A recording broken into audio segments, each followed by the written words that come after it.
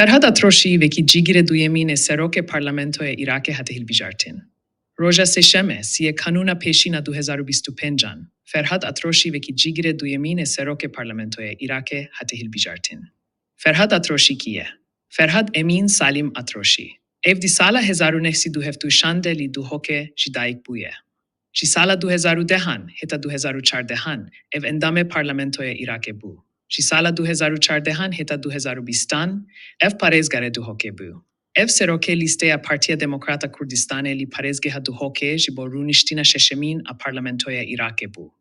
Nêçîrvan Barzanî serokê Herêma Kurdistanê pîrozbahî lî Ferhad Atroşî kir ji ber ku ev wekî cîgîrê duyemîn ê serokê parlamentoya Iraqê hate hilbîjartin. Hervîsa Serokwezîrê Hikûmeta Herêma Kurdistanê Mesrûr Barzanî pîrozbahî lî heybat hilbûsî kir ji ber ku ev wekî serokê nû yê parlamentoya Iraqê hate hilbîjartin. Di peyamê de vî hate gotin.